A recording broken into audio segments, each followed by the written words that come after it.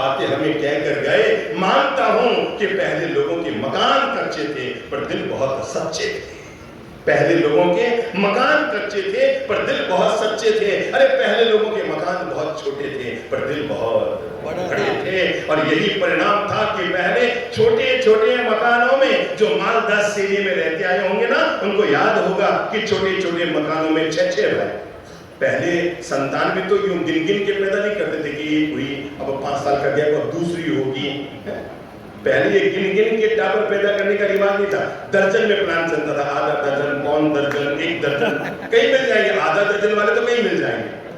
हम अंतिम नस्ल है दुनिया की जो दर्जनों में पैदा हुए हैं। अब जो पैदा होने वाले वो सब गिन गिन के पैदा हो रहे हैं। ये दुनिया की अंतिम नस्ल है जो अनलिमिटेड प्लान में हम चलते रहे थे। पहले एक घर में 8-8 टावर होते थे, 6-6 बच्चे होते थे। काका, मामा, भाई, भांजा, भतीजा, मासा, मासी, चाचा, चाची, बुआ, फूफा, फूफी, ये सब तो भूरी में आते ही रहते थे। अब तो आपको पता ही है 15-20 साल के बाद तो ये चाचा, चाची, मासा, मासी, ये सब शब्द तो अब दुनिया से लोग बच्चे पूछेंगे, ये चाचा कौन सी चिड़िया का नाम होता था?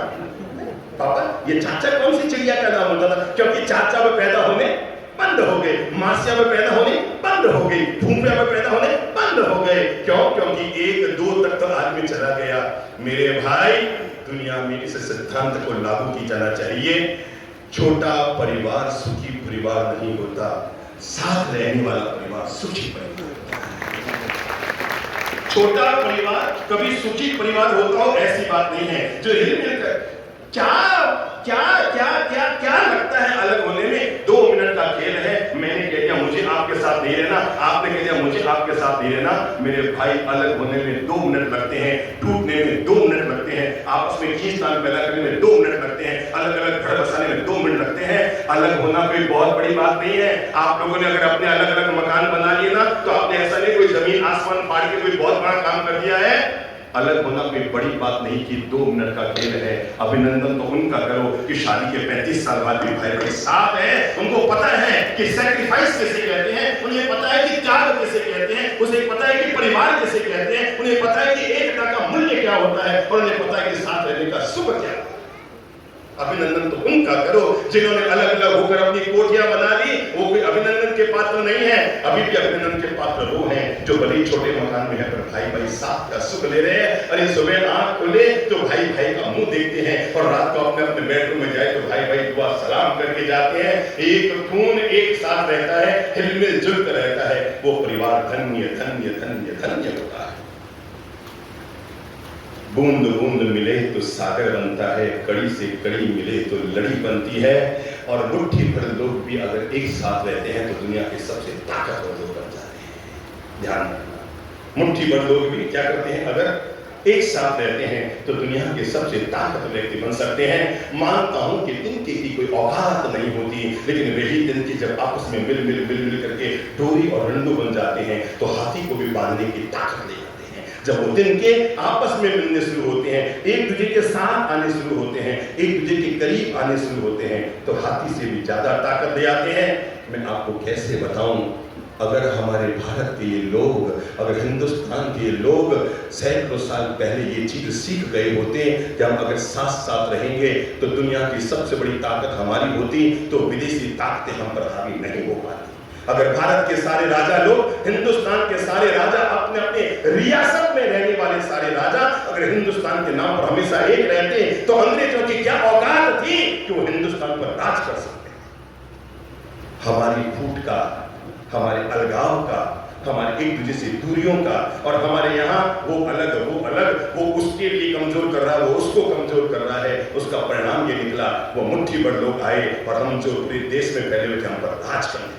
इसलिए क्योंकि हमारे तब के राजा लोग आपस में सब बटे हुए थे, एक दूसरे के विरोधी बने हुए थे, एक दूसरे से दूरियां पाले हुए चल रहे थे। अगर वे तब के राजा सब एक रहते ना, तो हिंदुस्तान को कभी भी विदेशी ताकतों का सामना करने की नौबत नहीं आती। वेदों ने तो हजारों साल पहले नहीं कह दी थी संगच्छत्वम। याद करो क्या कही थी, सुना है शब्द संगच्छत्वम, संवदत्वम, तुम साथ साथ चलो, यही तुम्हारी शक्ति। अगर आप दो भाई है ना, साथ साथ जियो, एक विचारधारा से जियो। अरे एक भाई ने जो कर दिया दूसरा उसका समर्थन कर दे, दूसरे भाई ने जो कह दिया पहला उसका समर्थन कर दे। आपस में एक दूसरे का विरोध करने के बजाय, आपस में एक दूसरे के प्रति नेगेटिव बोलने के बजाय, आपस में एक दूसरे के प्रति कषाय और कलुषित भावना पैदा करने के बजाय अगर हम एक दूसरे के विचारों का अनुमोदन करेंगे, हाँ साथ है, और जब साथ है तो विचारों को भी, और जब खून एक है तुम्हारा, चमड़ी एक है तुम्हारी, परिवार एक है हमारा, कुल एक है हमारा, वंश एक है हमारा, माँ बाप एक है हमारे, एक विचार में नहीं रह पाते। कहते वैचारिक मतभेद हो गया तुम भाई भाई जुदा हो गए। क्या गजब है, भगवान ने सब चीज एक बनाकर भेजी थी, एक चीज हमारे हाथ में थी। भगवान ने सब चीज एक बनाकर भेजी, सभी चीज, माँ बाप एक, जश्न एक, खून एक, वंश एक, कुल एक, जाति एक, परिवार एक, सब कुछ एक। जिस पेट में रहे वो पेट एक, और जो दूध पिया वो दूध एक। भगवान ने सारे काम हमारे लिए एक किए थे, केवल एक चीज हम पर छोड़ी कि तो अपने विचारों को एक कर लेना और इसी को एक न करने का आपस में सुधा अलग अलग हो गए। रावण जब मर रहा था ना मेरे भाई बहनों, कैसे आपको बताऊं कि साथ की शक्ति क्या होती है, और अलग होने पर एक शक्तिशाली व्यक्ति कैसे कमजोर पड़ जाता है। इससे बड़ा उदाहरण पूरी धरती के इतिहास में फिर कभी नहीं मिल सकता कि जब रावण मर रहा था तो मरते मरते रावण ने पूरी दुनिया में रहने वाले हर इंसान को जीवन का ये पाठ पढ़ाया था कि दुनिया में रहने वाले इंसानों, जिंदगी पर ध्यान रखना, रावण युद्ध भूमि में मरणासन हालत में पड़ा है, राम उसके सामने खड़े हैं, और तो रावण राम को कहता है कि राम जरा एक बात सोचना, मेरे मरने के बाद जब तुम अयोध्या चले जाओ और अपने सिंहासन पर जाकर बैठ तो एक लाइन जरूर सोचना, ताकत मेरे पास ज्यादा थी। किसके पास? रावण के पास शक्ति ज्यादा थी। अरे राम, तुम जिस महादेव की पूजा करते हो उस महादेव को मैं अपनी मुट्ठी में रखने की ताकत रखता था। अरे तुम जिन नवग्रहों की पूजा करते हो उन नवग्रहों को मैं कहां हमें दबा के रखता हूं। और यमराज, ये तो मेरे पांव के नीचे पलने वाले लोग थे, लेकिन मेरी हार और तुम्हारी जीत में एक बहुत बड़ा फर्क रहा, एक बहुत बड़े व्यक्ति का हाथ रहा। राम, तुम इसलिए जीत गए क्योंकि तुम्हारा भाई तुम्हारे साथ था। और मैं चाहूंगा राम, मेरे मरने के बाद इस दुनिया में ये बात सदा सदा के लिए कायम कर दी जानी चाहिए, ताकि हर भाई को अपने भाई की औकात का पता लग सके कि जिंदगी में भाई का मूल्य क्या होता है। और तुम मरते हुए रावण ने राम से कहा था कि राम, मेरे मरने के बाद जब अयोध्या में जाके बैठो अपने सिंहासन पर, तो एक बार चिंतन करना, इस जीत में किसका हाथ रहा, इस हार में किसका हाथ रहा। राम, तुम इसलिए जीत गए क्योंकि तुम्हारा भाई तुम्हारे साथ था, और मैं इसलिए हार गया क्योंकि मेरा भाई मेरे खिलाफ था। बस अगर विभीषण मुझसे नहीं जाता और लक्ष्मण मेरे साथ आ जाता तो राम, सोचना इस युद्ध के मैदान में आज रावण नहीं, राम। ये साथ की ताकत है, ये प्रेम की ताकत है मेरे भाई, ये एक दूसरे से हिल मिल जुल रहने की ताकत है। और मैं उदाहरण आपको इसलिए दे रहा हूं क्योंकि वक्त आने पर हम धन के लिए, जमीन के लिए, जायदाद के लिए, फैक्ट्रियों के लिए, छोटे मोटे स्वार्थों के लिए भाई भाई में दुराव ले आते हैं, भाई बहन में दुराव ले आते हैं, बाप बेटे में दुराव हो जाता है, पति पत्नी में दूरियां बन जाती है, एक छोटे से स्वार्थ बुद्धि के चलते। और जब जब व्यक्ति स्वार्थों से घिरता रहेगा तब तक मानवता का बंटवारा होता ही नहीं। परिवार में प्रेम और मिठास बोलने के लिए पहली ताकत होती है सब लोग निस्वार्थ भाव से रहे। क्या तेरा क्या मेरा, मेरे भाई कुछ लोग होते हैं जो कहते हैं मेरा सो मेरा और तेरा सो तेरा। चल हम तो अलग होते हैं, तेरा सो तेरा, मेरा सो मेरा, ये भाग मेरा, वो भाग तेरा, नहीं ये प्लॉट मेरा, वो प्लॉट, ये नहीं ये मेरा, ये वो मेरा। कुछ लोग होते हैं जो कहते हैं तेरा सो तेरा, मेरा सो मेरा। कुछ नादान कहते हैं मेरा भी मेरा और तेरा भी। जब भाइयों का बंटवारा होता है तो सब अपने अपने बुद्धि लगाते हैं और वो कहते हैं तेरा सो भी मेरा और मेरा सो भी मेरा। उन भाइयों को नमन करो अपनी ओर से जो इतना बड़ा दिल रखते हैं। और जब भाई भाई जुदा होते हैं तो कहते हैं भाई क्या जुदा होना है, क्या बंटवारा करना है, तेरा भी तेरा और मेरा भी। बोला क्या बंटवारा करना है, तू ही बोल। अब तुझे क्या बंटवारा करना है जब मैंने मेरा भी तुझे दे दिया और तेरा भी तुझे दे दिया। जो कुछ तुझे पसंद है वो सब तेरा है, जो बचेगा वो मेरा है। भाई सब कुछ तेरा है, पर इसलिए मेरा सब कुछ हो जाएगा क्योंकि तू सब कुछ तेरा, पर जब तक तू मेरा है तब तक मैं कभी कमजोर नहीं। सब कुछ किसका? तेरा है भाई। मुझे सिर्फ एक चीज चाहिए कि तू मेरा बन के रहना, और जब तक तू मेरा है तब तक मैं कमजोर कैसे हो सकता हूं। बूढ़ी माता जी ने जो करीबन 90 साल की थी, बड़े वाले बेटे से कहा कि बेटा एक काम कर, आज पांचों भाइयों को नीचे जाके बोल दे कि ऑफिस जाने से पहले मुझसे मिलकर जाना, मुझे जरूरी काम। बड़ा भाई नीचे आया और आकर चारों भाइयों को आवाज लगाई, सुनो भाई। माता जी ने ऑफिस जाने से पहले पांचों भाइयों को एक साथ बुलाया, उनको जरूरी काम। लोगों ने सोचा ये आज अचानक माता जी कैसे बुला रहे हैं, कौन सा जरूरी काम आ गया? दादा जरूर 5-7 दिन से माता जी की तबीयत खराब हो गई है और आज वो धन का बंटवारा करेंगे। क्या करेंगे? आज वो तय है कि आज वो अपने बच्चों में बांट देंगे, भाई उनकी तबीयत बिगड़ रही है, वैसे उनको 60 और 90 साल की हो गई है, तो जरूर वो इसीलिए बुला रही है कि पांचों भाइयों को धन बांट दें। और बहू ने सोचा हमारे पति तो घोड़े हैं, हर महिला को अपना पति घोड़ा ही लगता है, हर महिला को बहन बनता रहता मेरा पति घोड़ा है। दुनिया में माँ 100 जन्म तक जो ज्ञान नहीं दे पाती ना, पत्नी एक ही जन्म में सिखा देती है सारा ज्ञान, क्योंकि उसे जीवन भर लगता है। माँ को हमेशा लगता है मेरा बेटा बहुत होशियार है, और बीवी को लगता है मेरा पति बहुत भोला है।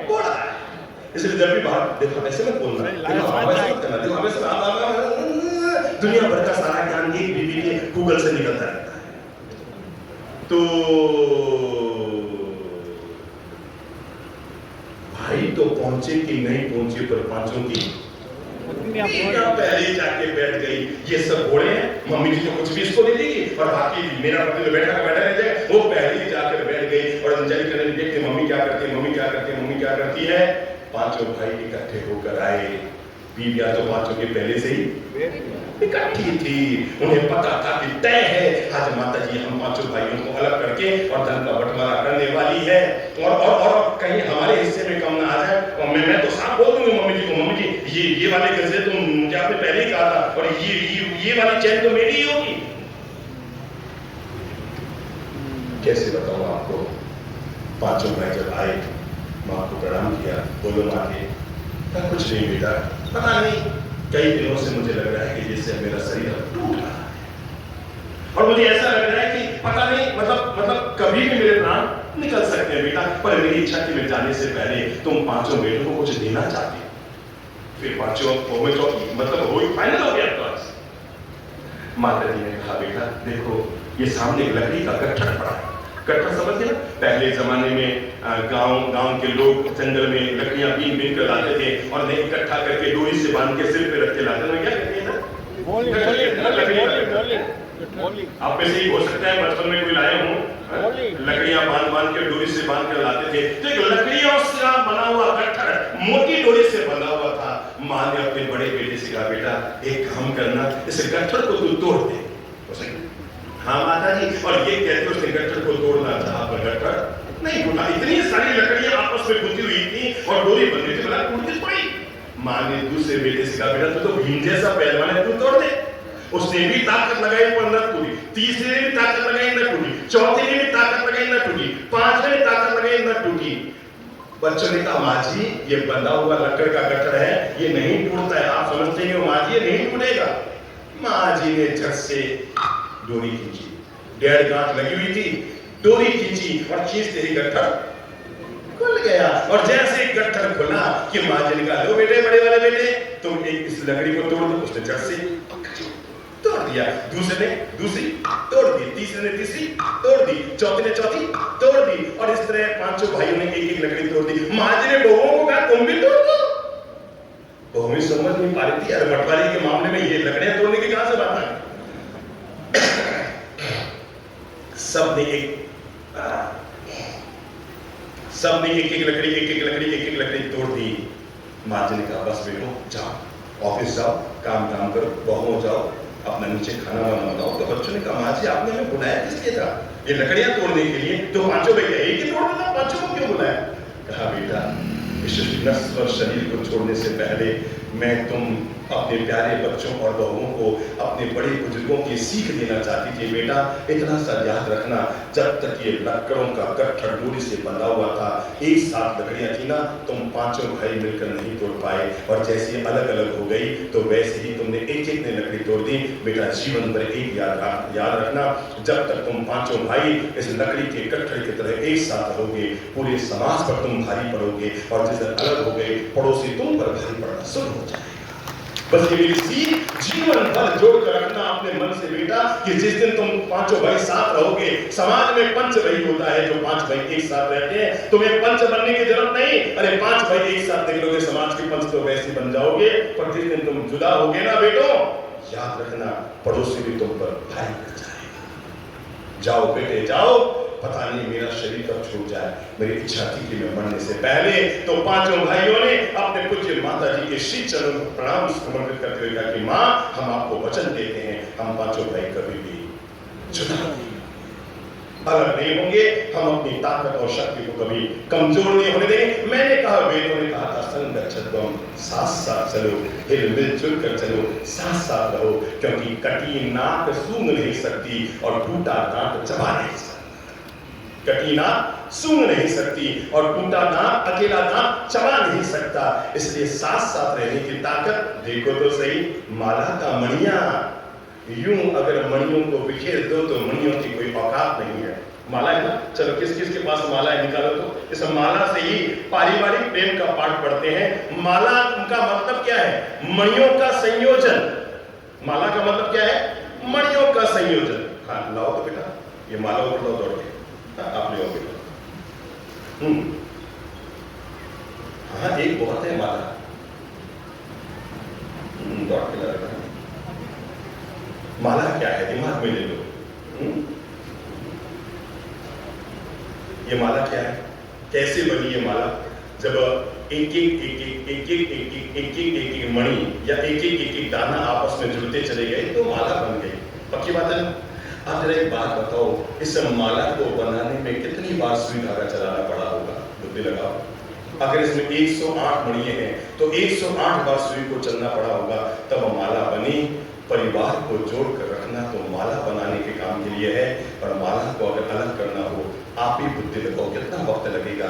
1 सेकंड एक कैंची चलेगी और सारी माला को अलग कर देगी। परमात्मा से प्रार्थना करो कि मेरे घर में हमेशा सुई धागे का माहौल बना रहे, कभी भूल से भी कोई कैंची का काम न रहे।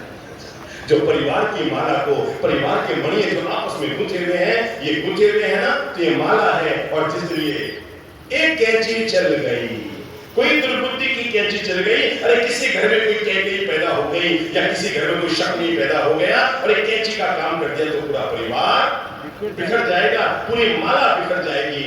देखो माला, इसके नाम पर हम बटन, इसके नाम पर हम जोड़ कर रखें। आपको पता है हिंदू लोग जब माला जपते हैं, अपन जैनी लोग तो किधर करते हैं? अंदर की तरफ, ठीक है, पक्की बात। और मुसलमान लोग जब माला जपते हैं तो मणि किधर निकालते हैं? किधर? बाहर की तरफ, यूं यूं यूं यूं करते हैं। मैं कहूँगा इसका भी आनंद लो। जब हम मणियों को भीतर डालते हैं तो परमात्मा से प्रार्थना करते हैं कि भगवान, जैसे ये माला का मणिया मेरे अंदर की ओर आ रहा है, वैसे ही दुनिया में जो सद्गुण है वो मेरे भीतर प्रवेश करें, ऐसी कृपा। जैसे माला का मणिया भीतर की तरफ जा रहा है, वैसे ही सद्गुण मेरे भीतर प्रवेश करे। और जब माला का मणिया कोई धर्म वाले बाहर निकालते हैं तो परमात्मा से प्रार्थना करते हैं, जैसे मणिया बाहर की तरफ जा रहा है, वैसे मेरे जीवन में किसी प्रकार का दुर्गुण हो तो माला के मणि के साथ बाहर निकल जाए। मैं कुल मिलाकर केवल मन को समझाना पड़ता है। दुनिया में किसी धर्म में कोई दूरियां नहीं। मैं आपको बता दूं, दुनिया के किसी धर्म में दूरियां नहीं है, दूरियां हमारे दिमाग में।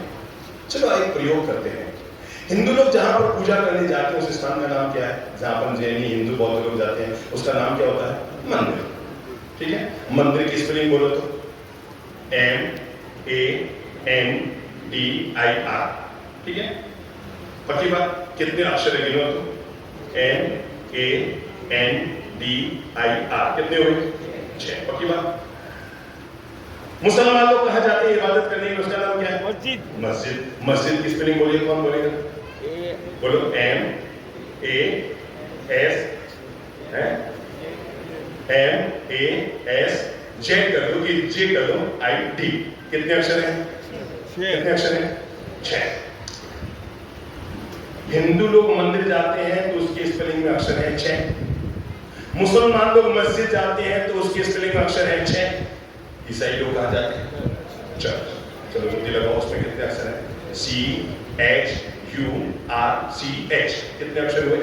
गिन दो। मैं कहूं तो मत मानो, हर चीज को प्रयोगात्मक करके स्वीकार कीजिए। हमने कहा सो मत मानिए, अच्छी बात है तो स्वीकार कीजिए। दोबारा दिमाग में लीजिए, मंदिर की स्पेलिंग में 6 अक्षर, मस्जिद में 6 अक्षर, चर्च में 6 अक्षर। क्या गजब है। हम कहते हैं मंदिर अलग, मस्जिद अलग, चर्च अलग, पर जब इनकी स्पेलिंग देखते हैं तो सबके सब 6। अब आओ, जैनी लोगों के शास्त्रों को क्या बोलते हैं? आगम। बुद्धि लगाओ, आगम में कितने अक्षर हैं? डबल ए आगे GAM। कितने हुए? 5। हिंदुओं का महाशास्त्र क्या कहलाता है? गीता। बुद्धि लगाओ, स्पेलिंग कितनी है? GEETA। कितने हुए? नहीं सच्ची में हो रहे हैं कि यही हवा में मार रहे हैं? नहीं सच्ची में हो रहे हैं। सच्ची में हो रहे? आगम में 5, गीता में 5। मुसलमानों का शास्त्र क्या है? कुरान है। कौन बोलेगा? मुसलमानों के QURAN। कितने? 5। अब आ जाओ बाइबल। ईसाइयों का क्या है? बाइबल। कितने अक्षर हैं? बुद्धि लगाओ, BIBLE। कितने हुए? कुछ की बात हो गई है तो। आगम में भी 5, गीता में भी 5, कुरान में भी 5, बाइबल में भी 5, हिंदू में भी, मंदिर में भी 6, मस्जिद में भी 6, चर्च में भी 6। 6 में से 5 को माइनस कीजिए तो कितना बचा? 1। God is. ये नाम न्यारे न्यारे हैं पर भगवान सबका एक ही है। और जैसे ही हम ये सोच अपने दिलो दिमाग में ले आएंगे ना, तो हम झट से इस बात को मानने के लिए तैयार हो जाएंगे कि दुनिया में चाहे जितनी अलगाव की बातें कर दी जाए, पर अंततः तो दुनिया की सारी इंसानियत आपस में जुड़ी हुई है।